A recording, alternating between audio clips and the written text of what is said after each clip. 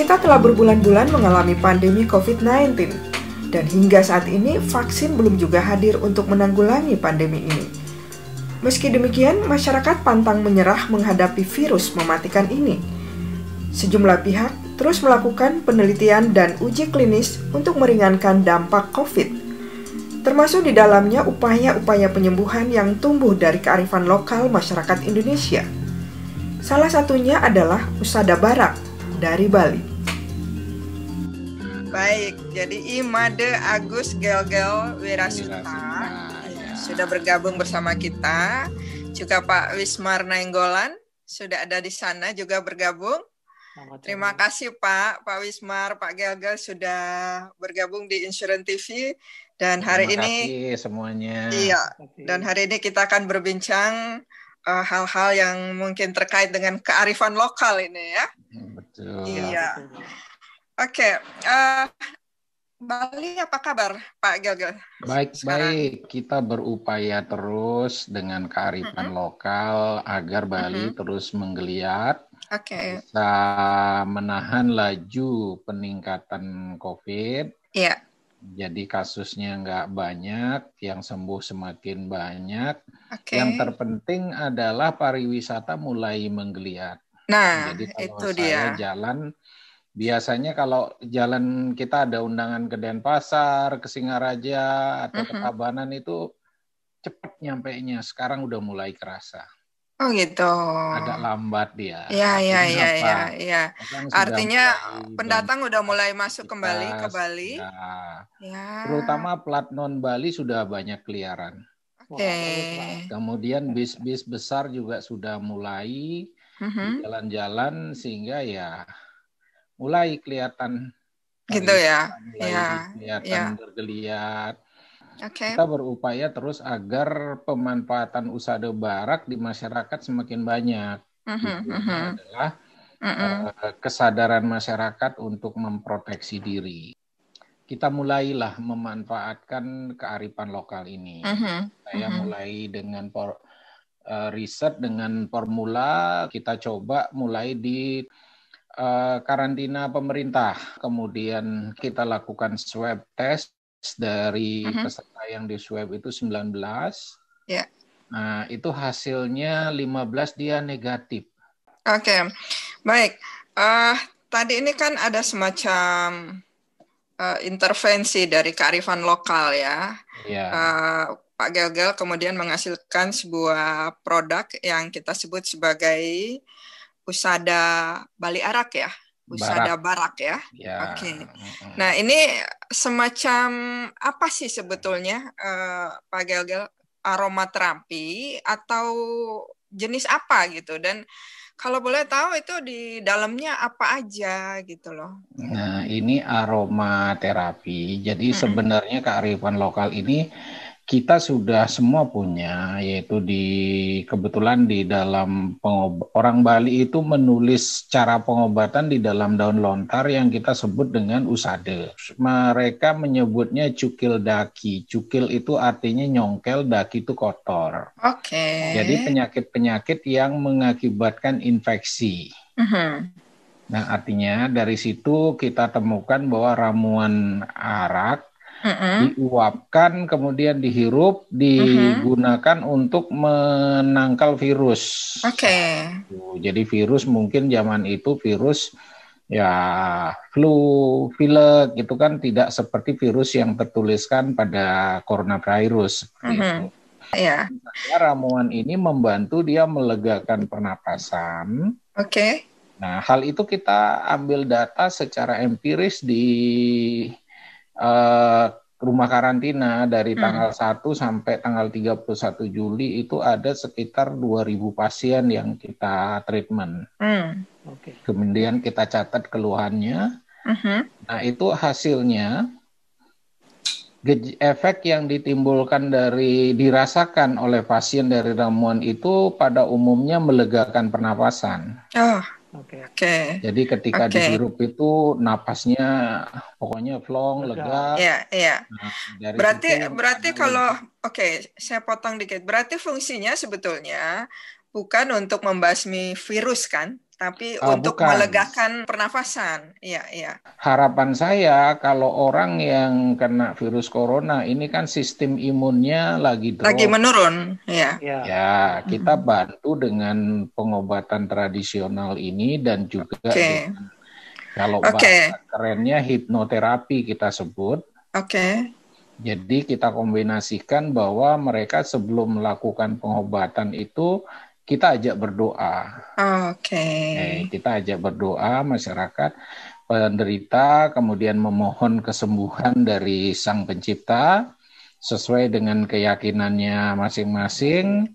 Kemudian baru kita ajarkan yoga pernapasan, tarik, tahan, lepaskan. Nah, disitulah terutama sangat membantu dari proses peningkatan sistem imun.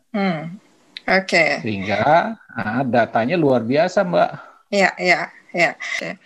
Oke, artinya Usada Barak ini sudah diujikan atau diimplementasikan sebetulnya penggunaannya untuk masyarakat Bali, dan itu ternyata berhasil untuk meningkatkan imunitas dan melegakan pernafasan gitu. Betul. Nah, kalau boleh tahu, Pak Gelgel melakukan berapa kali uji coba ini sampai kemudian menyatakan ke publik bahwa ini aman untuk digunakan gitu?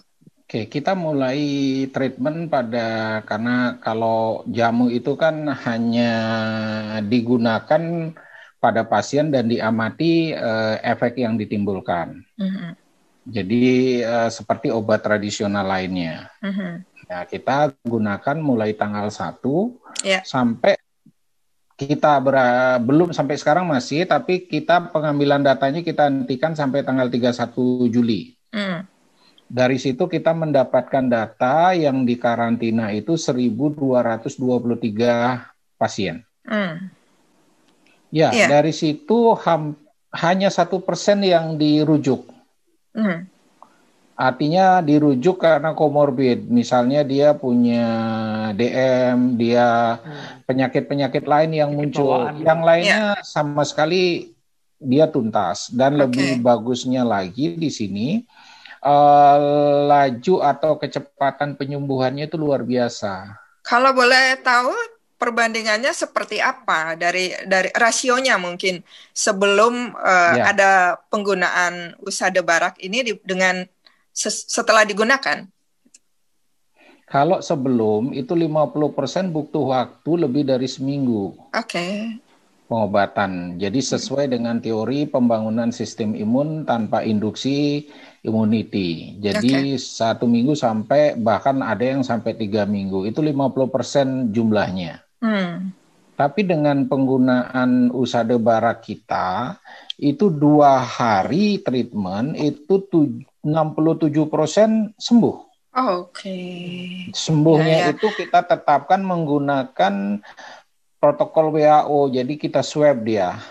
Jadi sudah negatif PCR-nya, kemudian dikatakan sembuh, jadi boleh pulang. Nah, itu ini sangat membantu pemerintah. Karena kan kalau kita hanya treatment dia 2 hari, cost-nya rendah sekali, Mbak. Dibandingkan 2 minggu itu kan luar biasa treatmentnya. Kalau berdasarkan protokol kesehatan yang diterapkan ya untuk penderita COVID itu kan butuh 14 hari ya untuk dinyatakan bahwa dia bebas gitu. Nah, ini cukup 2 hari udah bisa dilihat hasilnya seperti apa. 67% 2 hari dinyatakan sembuh. Jadi pada treatment seminggu 95% dinyatakan sembuh. Ini lebih cepat, artinya induksi pembentukan self imunnya jauh lebih bagus. Karena oksigen yang masuk itu luar biasa tingginya. Kita juga punya kasus bahwa pada pasien yang kebetulan saturated oksigennya 90%, ini perawat. Jadi sekali dia hirup Usada Barak ini, saturated oksigennya meningkat menjadi 99%. Bagus ya. Nah, itu buktinya. Jadi buktinya seperti itu. Jadi di fase klinik kita amati seperti itu, tapi itu bukan namanya fase klinik karena mereka mencoba dengan kemauannya sendiri, bukan dikontrol dan tidak mengikuti ketentuan yang ditetapkan untuk uji klinis. Iya, oke. Sekarang ini kan kita melihat bahwa Usada Barak ini akhirnya kemudian dikemas menjadi bisa dipasarkan secara luas gitu, secara bebas gitu kan. Betul. Nah, kalau itu sudah diedarkan secara luas, seharusnya kan ada izin untuk mengedarkan itu kan?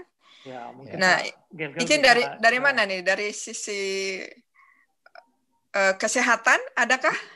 BPOM tentunya. Dari BPOM kita mendapatkan izin edar, jadi kita daftarkan dia sebagai obat tradisional atau jamu. Oke, dia masuk kategori jamu ya. Jadi kategori jamu adalah pengobatan secara tradisional yang dilakukan turun-temurun. Oke. Nah, semua kriteria itu sudah terpenuhi. Kemudian kita ditambahkan karena ini aromaterapi untuk melakukan uji stabilitas. Kita sudah kerjakan dan kita susulkan. Nah, itu memenuhi standar untuk diberikan izin edar oleh BPOM.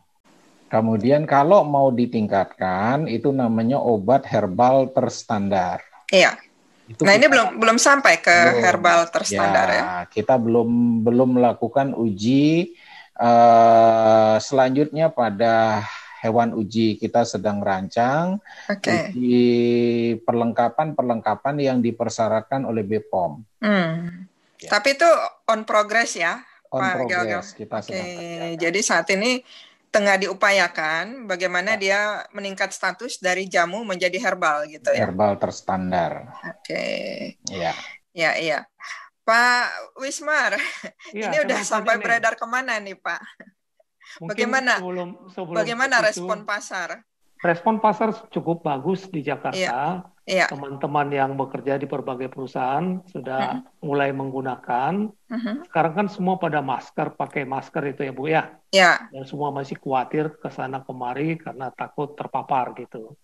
Tapi dengan menggunakan Usada Barak ini, katakan kalau bekerja sebelum masuk kerja hirup dulu. Setelah pertengahan sebelum kerja kemudian hirup lagi. Rata-rata teman-teman yang menggunakan sehat Bu. Oh gitu. Tidak ada gangguan sama sekali. Oke. Tapi bukan berarti mereka melepas masker kan? Enggak kan? Sebagian teman-teman yang menggunakan sehari-hari malah ada yang berani melepas masker. Walaupun sebenarnya saya tidak menyarankan. Tapi jangan ya. Jangan direkomendir ya. Saya kira protokol kesehatan ini nggak bisa ditawar yang 3 itu ya. Jaga jarak, cuci tangan, dan gunakan masker gitu ya. Tetap harus kita jalankan. Oke. Nah, ini kan tadi sudah beredar luas. Cara mendapatkannya gimana tuh Pak? Cara mendapatkannya seperti yang tadi telah dijelaskan oleh Prof. Gelgel, bahwa memang kita bekerja sama dengan beliau langsung dari Bali, dan kita di Jakarta sebagai distributornya begitu ya. Untuk kebutuhan pemasaran obat ini bisa menghubungi kami, atau juga bisa menghubungi Tokopedia yang. Boleh jadi reseller nggak sih? Boleh dong Bu. Boleh ya? Boleh, sangat boleh. Sangat boleh ya. Caranya gimana kalau untuk bisa menjadi reseller gitu? Mungkin ada penonton yang pengen tahu gitu. Iya, nanti menghubungi kami saja Bu. Oke, kita ada di bawah sini ya. Nanti ada tercantum di sini nomor telepon, nama dan persyaratan lain mungkin yang silakan ya kontak di nomor yang tercantum di sini. Dengan senang hati Bu. Oke. Kelihatannya Pak Wismar udah siap sekali untuk memasyarakatkan Usada Barak ini gitu. Tujuannya cuma 2 aja Bu Ana. Oke, apa tuh? Satu, Usada Barak ini merupakan satu upaya kita untuk menyehatkan bangsa lah ya. Pemerintah untuk menyehatkan bangsa. Sekaligus juga untuk meningkatkan perekonomian rakyat gitu. Bisa mulai beraktivitas, bekerja begitu Bu. Oke, kalau boleh tahu Pak, yang memproduksi di Bali ini melibatkan UMKM atau ini masuk industri menengah atau gimana? Nah, ini Prof. Kelkel yang tahu nih. Ya. Baik Bu Ana, yang di Bali itu yang memproduksi UMKM. Jadi kita paksakan mereka agar melibatkan sebanyak mungkin tenaga kerja. Jadi karena kita sadari mereka banyak pulang kampung, kemudian pariwisata itu blok. Nah, banyak yang nggak ada kerjaan. Jadi dengan senang hati mereka sampai kita kemarin ngejar target produksi itu 3 shift, kita siapkan. Mereka dengan senang hati. Jadi sengaja kita memang kebetulan industrinya ada di kampung. Bukan di pusat kota. Jadi kita ingin industri bergerak dari masyarakat kampung yang kebetulan terdampak akibat pandemi COVID ini. Nah, Pak Gelgel, kita kan tahu bahwa salah satu kelemahan dari UMKM itu adalah standar quality dari produk yang mereka hasilkan. Nah, bagaimana Pak Gelgel memastikan bahwa kita bisa menjamin standar dari Usada Barak ini gitu? Jadi kita ikuti standar yang diberikan oleh BPOM. Syarat untuk memproduksi ada namanya sertifikat cara produksi obat tradisional yang baik. Itu kita dapatkan. Kemudian kita ada 2 apoteker yang in charge melakukan kontrol produksi. Masyarakat yang terlibat di situ lebih pada tenaga serabutan, yaitu pada sekunder packaging. Jadi setelah dicampur botol, kemudian dimasukkan ke dalam botol, nah dikemas, nah disinilah boleh mereka. Kemas kan tidak menentukan isi di dalamnya. Jadi tapi kualitas mutu di dalamnya itu kita libatkan apoteker mengambil kebijakan atau menentukan kualitas mutunya. Dan tenaga yang terlibat dalam pencampuran, mixing, penyiapan bahan baku itu sesuai dengan standar yang ditetapkan oleh BPOM. Itu cara kita melakukan kontrol quality untuk menjamin kualitas dari Usada Barak ini. Artinya masyarakat yang mengkonsumsi ini tidak perlu khawatir ya, bahwa di sini meskipun dikerjakan oleh mayoritas UMKM, tapi ada kontrol yang langsung dilakukan oleh para apoteker di dalamnya. Betul. Baik kalau gitu. Ada lagi yang ingin disampaikan, Pak Wismar mungkin? Ya, saya kira apa yang telah disampaikan Pak Gelgel tadi sudah cukup jelas ya, bahwa Usada Barak ini sangat bermanfaat untuk membantu menghambat penyebaran COVID-19 tentunya, dan mempercepat kesembuhan bagi rekan-rekan yang mengalami. Saya kira di kantor-kantor di Jakarta pun yang sekarang sudah banyak tidak bekerja karena harus menjalani semua secara rutin dari rumah karena COVID ini. Barangkali dengan penggunaan Usada Barak ini bisa membantu kita bisa aktif kembali bekerja di kantor. Begitu Bu kira-kira. Iya, saya kira begitu. Dan memang sebetulnya di Indonesia ini kita kaya dengan kearifan lokal ya, warisan dari nenek moyang. Cuman memang butuh mungkin penelitian lebih lanjut, dan saya kira tugasnya kayak Pak Gelgel ini dari kampus untuk terus melakukan riset ya tentang itu. Betul.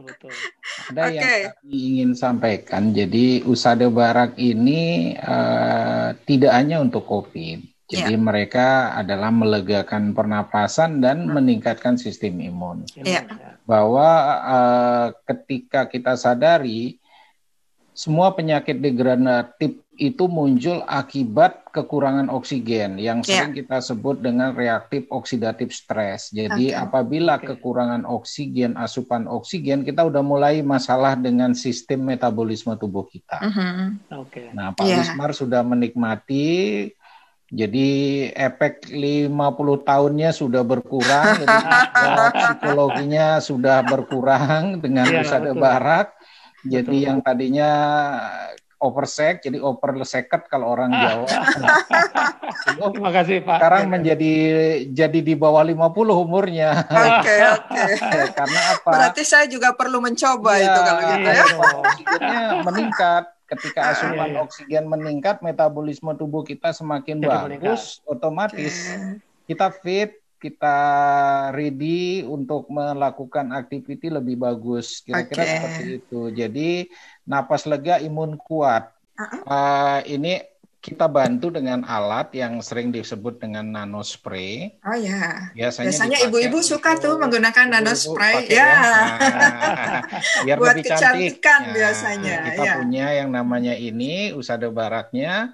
Kita tuang cukup 20 tetes, 1 mili. Kemudian kita tutup kembali. Jadi ini ada katupnya. Secara elektronik. Nah, ini kelihatan semburannya. Ini membantu untuk menghirup tidak menggunakan uap api. Jadi ini sangat aman. Kemudian kita hirup dia. Nah, inilah kita hirup, tarik napas, tahan, lepaskan. Nah, ini masuk dia ke dalam alveolus yang paling dalam. Nah, kalau untuk pencegahan, kalau saya gunakan malam sebelum tidur. Jadi cukup 1 menit. Jangan ketagihan. Teman saya ada sampai 5 menit menggunakan. Jadi cukup 1 menit. 1 menit, efeknya. Nah, jadi kita napasnya plong.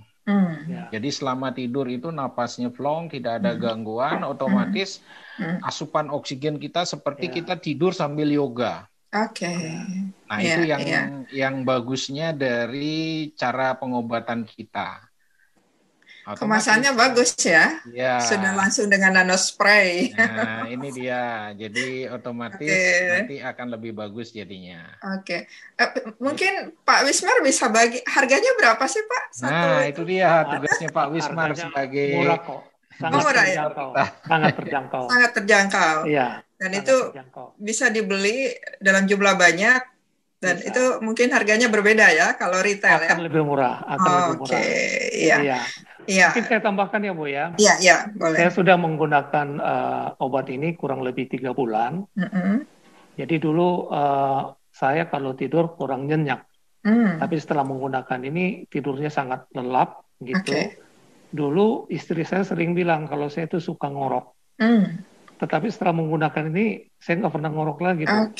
Terus badan fit, saya bisa olahraga pagi 1,5 jam, sore juga 1,5 jam, karena badan terasa fit gitu, karena asupan oksigennya yang bagus, lancar ya. Jadi mantap saya sih, bagus lah. Iya, mantap itu. Oke deh, kalau begitu. Jadi sekali lagi buat yang nonton ini ya, untuk bisa mendapatkan Usada Barak ini, Anda bisa lihat di bawah sini ya, ada nama dan ada nomor telepon yang bisa dihubungi. Baik Pak Gagal, terima kasih Pak. Terima kasih sudah bergabung dengan Insurance TV. Juga buat Pak Wismar Nainggolan yang bergabung pada kesempatan ini, dan insya Allah mudah-mudahan makin banyak orang yang sembuh ya dengan menggunakan produk ini. Ya meskipun tadi kita nggak boleh mengklaim itu sebagai obat ya, tapi ini adalah sebuah jamu ya, aromaterapi, dan kita tahu fungsi utamanya. Saya kira bukan hanya sebatas pada corona, tapi juga beberapa penyakit lain yang terkait penyakit degeneratif barangkali gitu. Baik, terima kasih Pak. Kita ketemu lagi di episode berikutnya ya. Sampai jumpa. Sukses, Ana. Terima kasih.